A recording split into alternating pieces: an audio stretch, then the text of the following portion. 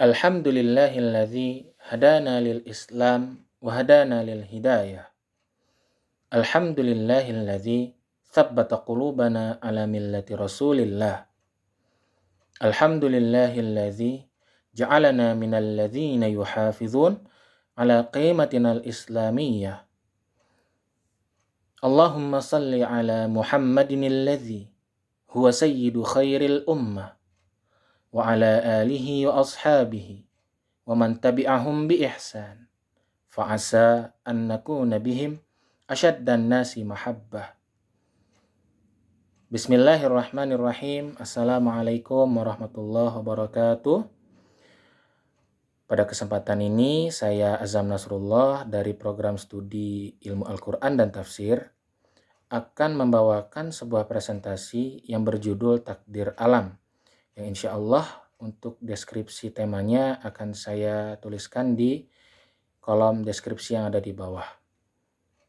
Yang mana presentasi ini ditujukan untuk memenuhi ujian akhir semester dari mata kuliah Studi Naskah Tafsir di Indonesia yang diampu oleh Al-Ustadz Dr. Mukhrij Siddiqi, MA Hafizahullah.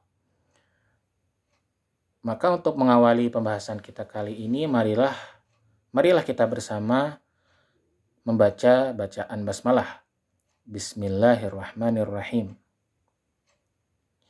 Keberadaan langit dan bumi sebagai alam hidup bagi manusia dan makhluk hidup yang lainnya tentu memiliki takdir dan tujuan tertentu yang telah Allah tentukan bagi keduanya, yaitu ketaatan dan kepatuhan kepada Allah Subhanahu wa Ta'ala. Maka untuk mengetahui lebih dalam lagi mengenai ketaatan dan kepatuhan ini, marilah kita menyimak bacaan dari surah Fussilat ayat ke-11. A'udzu billahi minasyaitonir rajim. Bismillahirrahmanirrahim. Tsumma istawa ilas samaa'i wa hiya dukhanun faqala laha walil ardi ائتيا طوعا أو كرها قالتا أتينا طائعين. Kemudian kita langsung melihat daripada arti kosakata penting yang ada dalam ayat ini. Di dalam ayat ini menggunakan kata summa. Summa biasanya diartikan itu sebagai kemudian. Akan tetapi menurut pendapat para ulama dalam konteks ayat ini, kata summa di sini ditunjukkan untuk menandakan bahwasanya penciptaan langit kehebatannya itu jauh melebihi kehebatan penciptaan yang ada di bumi. Seperti itu. Kemudian setelah itu istawa. Istawa memiliki arti menguasai. Akan tetapi ia juga dapat berarti menuju sesuatu atau ke suatu tempat tanpa ada satu apapun yang menghalangi. Maka dalam konteks ayat di sini, kata istawa itu yang dimaksudkan adalah kehendak dan kekuasaan Allah ketika hendak menciptakan langit. Kemudian ada ta'i'in di sini. Kata ta'i'in di sini adalah bentuk jamak. Yang meskipun sebelumnya itu terjadi percakapan hanya antara langit dan Allah dan langit dan bumi, kan tetapi langit dan bumi ternyata mewakili juga apa-apa yang ada di dalam keduanya. Apa-apa yang ada di antara langit dan bumi. Mereka mewakilinya dengan menjawab ataina ta'i'in. Itu menandakan bahwasanya di antara langit dan bumi itu tidak hanya langit dan bumi saja yang ada, akan tetapi yang ada itu dalamnya ternyata ada banyak juga yang selain langit dan bumi. Makanya dari itu diwakilkanlah oleh langit dan bumi dengan mengatakan qalata ataina ta'i'in. Seperti itu. Kemudian mari kita beralih di ayat ayat ke-18 dari Quran surah Al-Hajj. A'udzu billahi minasy syaithanir rajim. Alam tara annallaha yasjudu lahu man fis samawati wa man fil ardi والشمس والقمر والنجوم والجبال والشجر والدواب من الناس وكثير حق عليه العذاب ومن يهن الله فما له من مكرم Innallaha yaf'alu ma yasha.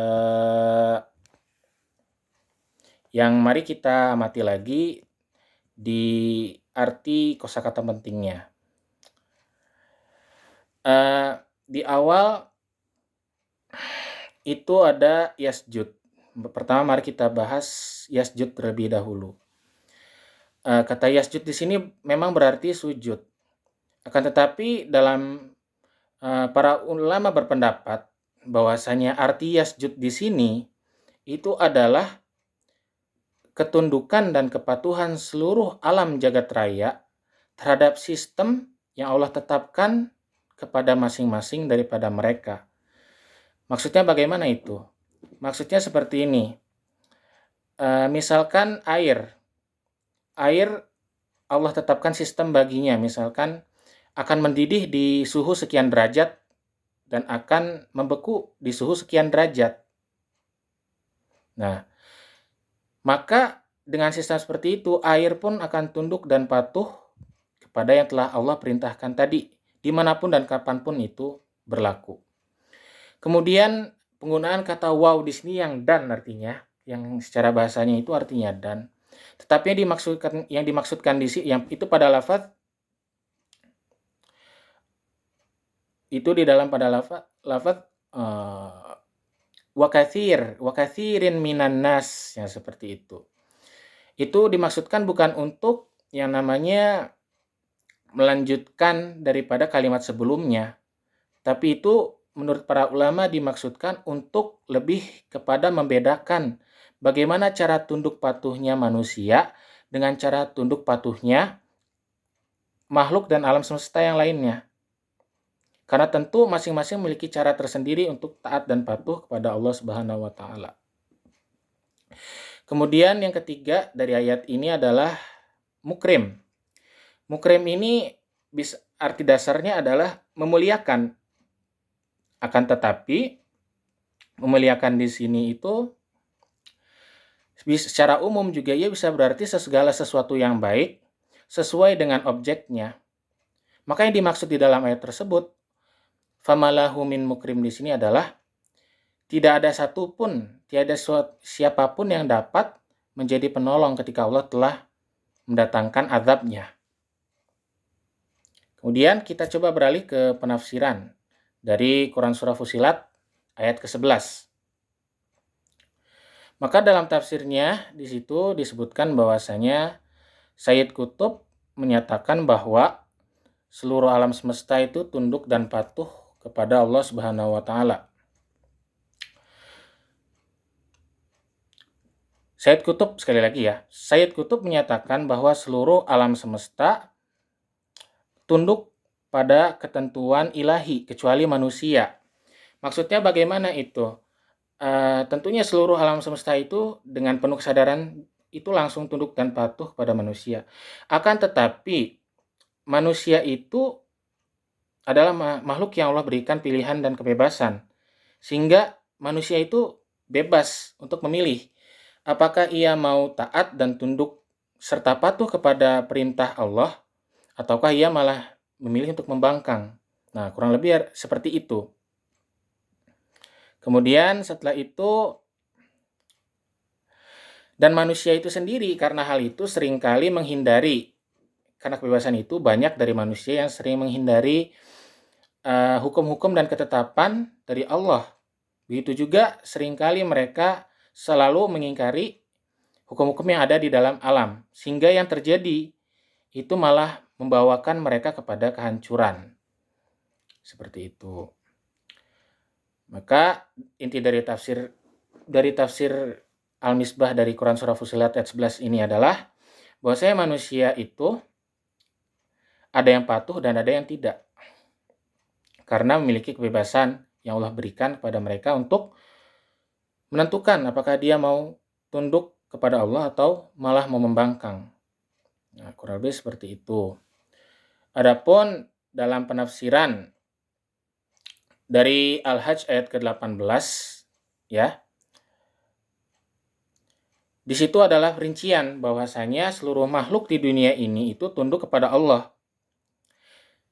Makanya di situ diartikannya itu Allah menanyakan, tidakkah kamu melihat bahwasanya seluruh makhluk yang ada intinya singkatnya itu, seluruh makhluk yang ada di langit maupun di bumi itu sujud semua kepada Allah gitu. Yang mana fungsinya ayat ini adalah juga untuk menyadarkan manusia bahwasanya manusia itu berada dan hidup bersama makhluk yang taat. Semuanya itu taat kepada Allah gitu.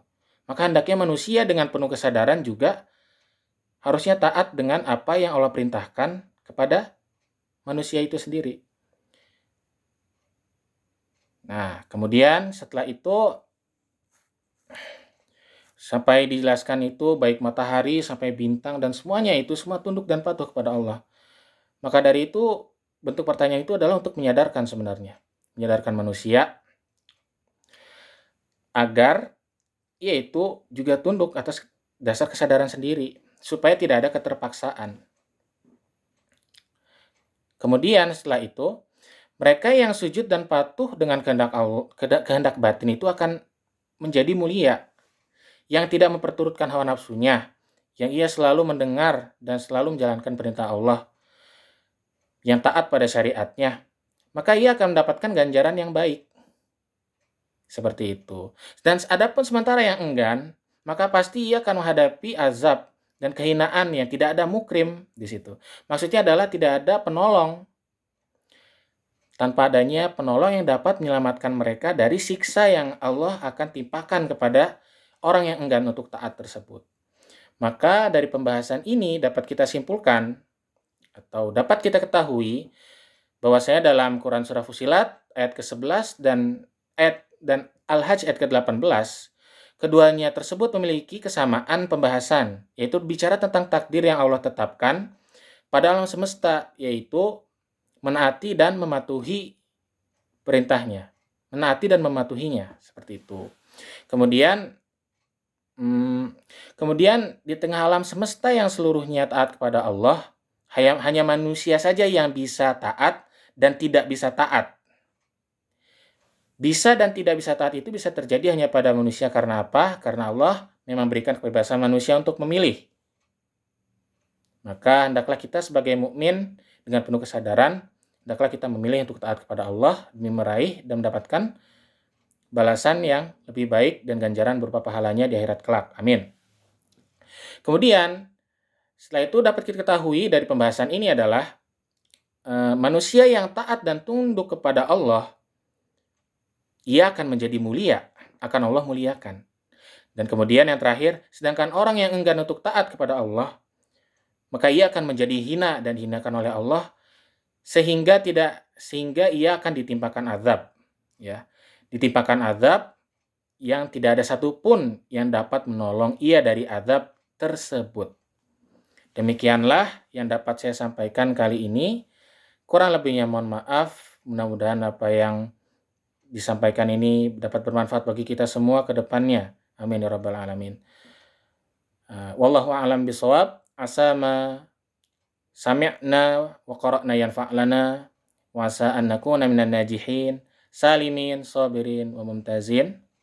Syukran lakum wa narju lil jami' at-taufiq wan najah. Wassalamualaikum warahmatullahi wabarakatuh.